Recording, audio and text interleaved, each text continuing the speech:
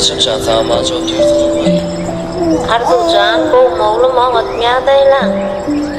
Oğulcuğum sen daha iyi oldun ağam.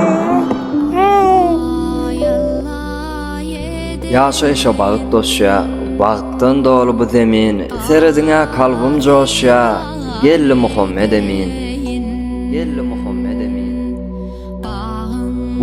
Buğuşluk adamları, bugün yegenim mollu, rızkıl dolu saçağımıza, Muhammed emin gelli, Muhammed emin gelli. Allah bana oğul verdi, Allah bana kız verdi, Lukmanım tapıp bilmez, gözläp menden bar derdi.